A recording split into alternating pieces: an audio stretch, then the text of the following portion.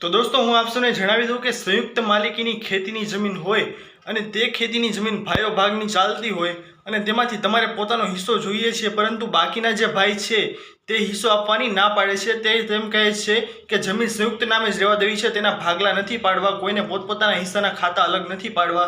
તો આવામાં તમે શું કરી શકો દોસ્તો? તો આવામાં તમારે તમારી કલેક્ટર કચેરી કે નાયબ કલેક્ટર કચેરી છે ત્યાં જઈ અને તમે પાર્ટીશનનો દાવો દાખલ કરી શકો છો.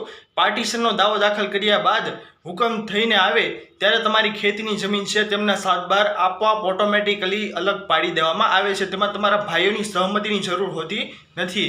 અત્યારે હાલની સ્થિતિ આપણે જોઈએ દોસ્તો તો તમામ વ્યક્તિઓ છે તે ભાઈઓ ભાગની વહેંચણી કરાવે ત્યારે તેમના ખાતા છે તે અલગ પાડી દેવામાં આવે છે તમામ ભાઈઓની સહમતિથી. પરંતુ જે પાર્ટીશનનો દાવો દાખલ કરે છે દોસ્તો, તે પાર્ટીશનના દાવામાં એવું હોય છે દોસ્તો કે કોઈ પણ વ્યક્તિની સહમતિની જરૂર હોતી નથી.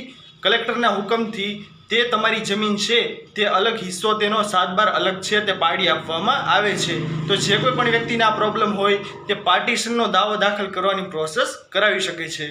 દોસ્તો મહત્વપૂર્ણ પોઈન્ટ હતો આ, એટલા માટે આ શોર્ટ માહિતી મેં આપ સૌને આપી હતી. આશા કરું છું કે આપ સૌને આ મહત્વનો વિડીયો પસંદ આવ્યો હશે. તો પસંદ આવ્યો હોય તો વિડીયોને લાઇક કરવાનું ભૂલતા નહીં. ચેનલ પર નવા આવ્યા હો તો અમારી ચેનલ ખેડૂત ઓનલાઈન પોઈન્ટને સબસ્ક્રાઇબ કરી અને બાજુમાં આપેલા બેલ આઇકનને પણ પ્રેસ કરી દેજો, જેના લીધે આવી જ મહત્વપૂર્ણ માહિતી આપ સૌને આ ચેનલના માધ્યમથી મળતી રહે. તો દોસ્તો મળીએ હવે પછીના વિડીયોમાં. ત્યાં સુધી જય હિન્દ અને વંદે માતરમ.